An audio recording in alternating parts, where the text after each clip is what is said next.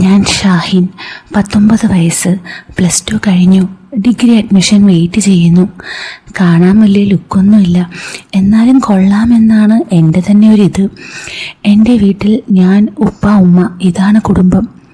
സലീന എന്ന ഉമ്മച്ചിക്കുട്ടി, നല്ല ചുരുണ്ട മുഖവും തുടുത്ത ചാമ്പക്ക ചുണ്ടും ചുരുൾ മുടിയും നിറഞ്ഞ കഴച്ച മുഖം. അത് എൻ്റെ ഉമ്മച്ചിക്കുട്ടി. ഞാൻ +2 കഴിഞ്ഞ് വെക്കേഷൻ ടൈം ആയതുകൊണ്ട് വീട്ടിൽ തന്നെയാകും അധിക സമയവും. ഉറക്കവും ഫോണിൽ കളിയും വൈകുന്നേരങ്ങളിലെ ഫുട്ബോൾ കളിയുമായി നടക്കലാണ് ഇപ്പോഴത്തെ പരിപാടി. പിന്നെ രാത്രി വിദേശ രാജ്യങ്ങളിലേക്കുള്ള യാത്രയും. ഉപ്പാക്ക് ബിസിനസ് ആയതുകൊണ്ട് രാവിലെ പോകും. പിന്നെ ഞാനും ഉമ്മയും മാത്രമേ വീട്ടിലുണ്ടാവൂ. ഇനി കഥയിലോട്ട് വരാം. എടാ നിക്കടാ, എന്തുറക്കവായത്? നേരം 11 ഇപ്പോഴും ചെക്കൻ എണീക്കാനായിട്ടില്ല. ഞാൻ ഉറക്കത്തിൽ നിന്ന് പതിയെ കണ്ണു തുറന്നു. ഉമ്മാൻ്റെ വായിലുള്ളതെല്ലാം കേട്ടെണീറ്റു. ബാത്റൂം പോയി ഫ്രഷായി ചായ കുടിക്കാൻ ഞാൻ താഴത്തേക്കിറങ്ങി. അങ്ങനെ ചായ കുടിച്ചുകൊണ്ടിരിക്കുകയാണ് ഞാൻ. പുട്ടായിരുന്നു കടി. പുട്ടും കടലയും കൂട്ടി അടിക്കുകയാണ് ഞാൻ. ഉമ്മ അടുക്കളയിൽ പണിയിലാണ്. ഞാൻ പറഞ്ഞു, ഉമ്മ ഗ്ലാസ്. ഇപ്പം കൊണ്ടുവരാൻ ചെക്ക. അങ്ങനെ പുട്ട് ഇങ്ങനെ കുഴച്ചുകൊണ്ടിരിക്കുമ്പോൾ ഉമ്മ ഗ്ലാസ് കൊണ്ടുവരുന്നു. ഉമ്മ എനിക്ക് ഗ്ലാസ് തരുന്നതിനിടയിൽ നിലത്ത് വീണു. ഈ ചെക്കൻ്റെ കൈ നെല്ലില്ലേ എന്നും പറഞ്ഞ് കുനിഞ്ഞു. അങ്ങനെ ഗ്ലാസും തന്ന് ഉമ്മ പോയി. എല്ലാം കുടിച്ച് ഞാൻ റൂമിൽ തന്നെ പോയി കിടന്നു. അങ്ങനെ ഫോണിൽ തോണ്ടിക്കൊണ്ടിരിക്കുമ്പോഴാണ് ഉമ്മ വിളിക്കണത്. എടാ ചെക്ക, ഇങ്ങോട്ടൊന്ന് വന്നേ. എന്താണ്? ഒന്ന് കിടക്കാനും സമ്മതിക്കൂലേ? ഇച്ചിപ്പോ അല്ലേ എണീച്ചേ, എന്നിട്ട് വീണ്ടും പൊയ്ക്കുന്നു കിടക്കാൻ. ഇങ്ങനെ ഒരു ചെക്കൻ. അല്ല, നിങ്ങളിപ്പോൾ എന്തിനാണ് എന്നെ വിളിച്ചേ? വിറകൊന്നെടുത്ത് തരാൻ. എന്നാ വരി. അങ്ങനെ ഞാൻ വിറകെടുക്കാൻ വിറക് പുരയിലേക്ക് പോയി. ഓരോന്നോരോന്നായി എടുത്തു കൊടുത്തു. ഉമ്മ, കയ്യിൽ ആരോടി? നിങ്ങളെ പറഞ്ഞാൽ മതി. നോക്കട്ടെ ചെക്ക, ഇത് ചെറിയൊരാരല്ലേ, അതിനാണ് അവൻ ഇങ്ങനെ കിടന്ന് തുള്ളുന്നത്.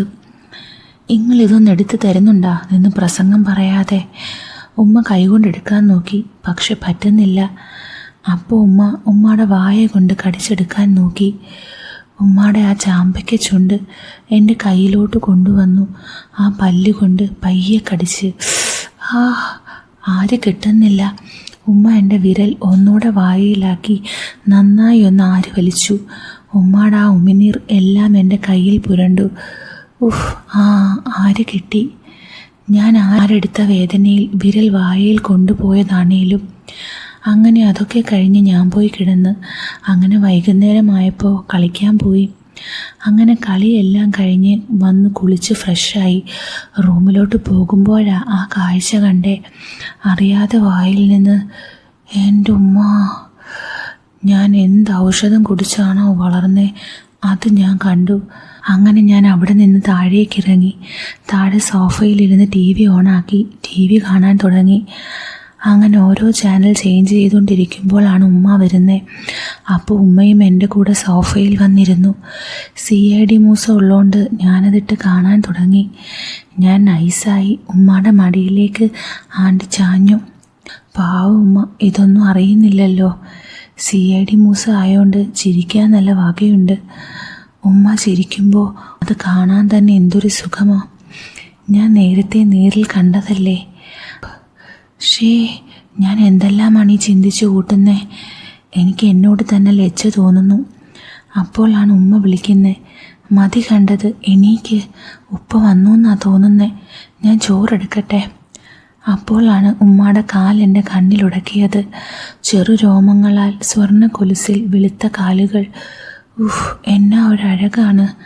അങ്ങനെ ചോറെടുത്ത് വെച്ച് ഭക്ഷണമെല്ലാം കഴിച്ച് കിടക്കാൻ പോയി. കുറച്ചു നേരം ഫോണിൽ തോണ്ടി നിന്ന് പതിയെ ഉറക്കത്തിലേക്ക് വീണു. അപ്പോൾ ആണ് ഫോൺ റിങ് ചെയ്യുന്നത് കേട്ടിട്ടാണ് ഞാൻ എണീക്കുന്നത്. അപ്പോൾ ഇതെല്ലാം ഒരു സ്വപ്നമായിരുന്നു. ഞാൻ ഫോൺ എടുത്ത്, ഹലോ എടാ, നീ കളിക്കാൻ വരുന്നുണ്ടെങ്കിൽ വാടാ. ഞാൻ വരാം. ഞാൻ ഫോണിൽ സമയം നോക്കി. സമയം 6 മണി. കൂട്ടുകാരൻ ഫുട്ബോൾ കളിക്കാൻ വിളിച്ചതാ. വീണ്ടും ആ സ്വപ്നത്തെക്കുറിച്ച് ചിന്തിക്കുന്നു. അപ്പോൾ ഞാൻ ആ കണ്ടതെല്ലാം സ്വപ്നമായിരുന്നു. എന്തൊക്കെയാണ് ഞാൻ ഈ ചിന്തിക്കുന്നത്? എനിക്ക് എന്നോട് തന്നെ കുറ്റബോധം തോന്നുന്നു. എന്നാലും ഇത് ഇന്നലെ ഉമ്മാനെ അങ്ങനെ കണ്ടതു മുതൽ മനസ്സിൽ മുഴുവൻ ആ ചിന്തയാണ്. ഞാൻ തലയ്ക്ക് 2 കൊട്ടും കൊടുത്ത് എണീറ്റു. ബാത്റൂം പോയി. കുട്ടൻ എപ്പോഴേ എണീറ്റെന്നാ തോന്നുന്നേ. അങ്ങനെ എല്ലാം കഴിഞ്ഞ് വണ്ടിയെടുത്ത് ഗ്രൗണ്ടിലേക്ക് പോയി. ഗ്രൗണ്ടിലേക്ക് പോകുമ്പോഴും മനസ്സ് മുഴുവൻ ഇന്നത്തെ സ്വപ്നത്തെക്കുറിച്ചാണ്. ഈ വെളുപ്പാങ്കാലത്ത് കണ്ട സ്വപ്നം ഫലിക്കുമെന്നല്ലേ? മനസ്സ് മുഴുവൻ കുറ്റബോധമാണേലും ആ സ്വപ്നം ഫലിക്കാൻ എവിടെയോ ഒരു ആഗ്രഹമുള്ളതുപോലെ. അങ്ങനെ ഗ്രൗണ്ട് എത്തി. കളി തുടങ്ങി. 2 ഗോൾ അടിച്ച് കളി അങ്ങ് ജയിപ്പിച്ചു കൊടുത്തു. അങ്ങനെ കളി കഴിഞ്ഞ് വീട്ടിലേക്ക് പോന്നു. കുളിയെല്ലാം കഴിഞ്ഞ് ചായ കുടിക്കാനായി അടുക്കളയിൽ പോയിരുന്നു. അപ്പോൾ ഉമ്മ ചമ്മന്തി ഉണ്ടാക്കാനായി തേങ്ങ ചിരകുക. ആ, ഉമ്മയുടെ മോൻ കളി കഴിഞ്ഞെത്തിയാ? ആ, ഞാനൊരു ചിരിയും പാസ്സാക്കി പ്ലേറ്റ് എടുക്കാൻ പ്ലേറ്റ് സ്റ്റാൻഡിലേക്ക് നടന്നു. പ്ലേറ്റ് എടുത്ത് തിരിഞ്ഞപ്പോഴാണ് ശരിക്കും ഞെട്ടിയത്. എന്തൊരു മുഴുപ്പാണിതിൻ്റെ പടച്ചോനെ! എടാ, ഇന്നൊരു കല്യാണമുണ്ട്, നമുക്കൊന്ന് പോകണം. ഉപ്പ ഉണ്ടാവില്ലെന്ന് പറഞ്ഞിരുന്നു. നിന്നെയും കൂട്ടി പോകാനാ പറഞ്ഞത്. ആ, നമുക്ക് ആലോചിക്കാം. ആലോചിച്ചാൽ പോരാ, വരണം. ആ. അങ്ങനെ ഞാൻ നേരെ ഉമ്മയുടെ മുമ്പിലിരുന്ന് ചായ കുടിക്കാൻ തുടങ്ങി. ഓ, നിയന്ത്രണം തന്നെ വിട്ടുപോകുന്നു. ഞാൻ പെട്ടെന്ന് ചായ കുടിച്ച് അവിടെ നിന്ന് എണീറ്റു. അപ്പോഴേക്കും ഉമ്മ തേങ്ങ ചിരകി കഴിഞ്ഞിരുന്നു. ഉമ്മ പാത്രം കഴുകാൻ തുടങ്ങിയിരുന്നു. ഉമ്മ, ആ ഗ്ലാസ് ഒന്ന് എടുത്താണീ ചായ കുടിക്കാൻ. ഇവിടെ വന്ന് എടുത്തോടാ, ഞാൻ പാത്രം കഴുകുന്നത് കണ്ടില്ലേ? എനിക്ക് ഗ്ലാസ് എടുക്കാനാണെങ്കിൽ ഒന്നെങ്കിൽ ഉമ്മ മാറണം, അല്ലെങ്കിൽ ഉമ്മയുടെ പിറകിലൂടെ എടുക്കണം. അങ്ങനെ ഞാൻ ഗ്ലാസ് എടുക്കാൻ നടന്നു. ഞാൻ ഉമ്മയുടെ പുറകിൽ പോയി ഗ്ലാസ് എടുക്കാൻ വലിഞ്ഞു. കിട്ടുന്നില്ല. ഒന്നുകൂടെ ഞാൻ അടുത്തു. ഞാൻ എന്നെ തന്നെ നിയന്ത്രിച്ചു. പെട്ടെന്ന് അവിടെ നിന്ന് പോന്നു. പിന്നെ കുറച്ച് നേരം ഫോണിൽ കളിച്ചു. കല്യാണത്തിന് പോകാനുള്ളതുകൊണ്ട് നേരെ കുളിക്കാൻ പോയി. ഞാൻ കുളിച്ചിറങ്ങുമ്പോൾ ഉമ്മ കുളിക്കാൻ കയറാൻ നിൽക്കുകയാണ്. ഉമ്മ ആ ചുരുൾമുടിയിൽ എണ്ണ തേക്കുന്നു. ആകെ വിയർത്ത് നിൽക്കുകയാണ്. അവിടെ നിന്നാൽ ശരിയാവില്ല എന്നതുകൊണ്ട് പെട്ടെന്ന് ഡ്രസ്സ് മാറാൻ പോയി. ഞാൻ ഡ്രസ്സെല്ലാം മാറി പുറത്തേക്കിറങ്ങി. അപ്പോഴേക്കും ഉമ്മാൻ്റെതും കഴിഞ്ഞിരുന്നു. അങ്ങനെ ഞാൻ സ്കൂട്ടി സ്റ്റാർട്ട് ചെയ്ത് നിൽക്കുമ്പോഴാണ് ഉമ്മാടെ ആ വരവ്. ഉഫ്, എൻ്റെ അളിയന്മാരെ, ഞാൻ എങ്ങനെ ആ വരവിനെക്കുറിച്ച് വർണ്ണിക്കുമെന്ന് എനിക്കറിയില്ല. മഞ്ഞ ചുരിദാറിൽ ഉമ്മയുടെ ശരീരഘടന നല്ല രീതിയിൽ എടുത്ത് കാണിക്കുന്നുണ്ടായിരുന്നു. ഞാൻ വണ്ടറടിച്ച് നിന്നുപോയി. ആ ചുരുൾമുടിയിൽ തട്ടമിട്ടുകൊണ്ട് കമ്പിലുക്ക് എന്നൊക്കെ പറയില്ലേ, അതുപോലെ ഞാൻ എൻ്റെ ഉപ്പാനെ തന്നെ ഒരേ സമയം പ്രാപിക്കുകയും നന്ദി പറയുകയും ചെയ്തു.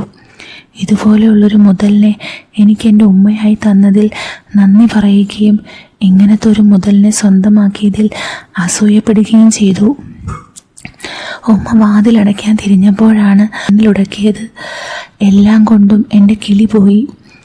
എനിക്ക് പിന്നെ ആകെ ഒരു പ്രാർത്ഥനയേ ഉണ്ടായിരുന്നുള്ളൂ. കല്യാണം കഴിഞ്ഞ് വരുമ്പോൾ ഉമ്മാനെ ജീവനോടെ തന്നെ കിട്ടിയാൽ മതിയായിരുന്നു എന്ന്. ഇങ്ങനെയൊക്കെ കല്യാണത്തിന് പോയാലുള്ള അവസ്ഥ, എൻ്റെ പടച്ചോനെ! എന്നാ പോവാടാ. ആ. അങ്ങനെ ഞാൻ വണ്ടി സ്റ്റാർട്ടാക്കി പോയി തുടങ്ങി. ഞങ്ങൾ പോയിക്കൊണ്ടിരിക്കുമ്പോൾ ഞാൻ പറഞ്ഞു, എന്താണുമ്മ ഭയങ്കര മൊഞ്ചത്തിക്കുട്ടി അയക്കണല്ലോ. ഞാനൊന്ന് പൊക്കി അടിച്ചു. അതിപ്പോൾ ഇച്ച് പറഞ്ഞിട്ട് വേണമല്ലോ എനിക്കറിയാൻ. ഒന്ന് പോടാ ചെക്ക. ഓ പിന്നെ ശരി എന്നാ. സുഖത്തിൽ നിൽക്കുമ്പോഴാണ്, എന്താണ് ആലോചിക്കുന്നത്? നേരെ നോക്കി വണ്ടി ഓടിക്ക് ചെക്ക. പുറകെ നിന്ന് ഉമ്മ പറഞ്ഞു, നിങ്ങൾ ഇവിടെ വന്ന് ഓടിച്ചോളി. അല്ല പിന്നെ ഇച്ചിപ്പോൾ പറഞ്ഞ പണി ചെയ്താൽ മതി, എന്നെ പഠിപ്പിക്കാൻ വരണ്ട. ഓ അത് ശരി, എന്നാൽ നിങ്ങളെ കൊണ്ട് പഠിപ്പിച്ചിട്ട് തന്നെ വേറെ കാര്യം എന്ന് പറഞ്ഞ് ഞാൻ സ്പീഡ് കൂട്ടി.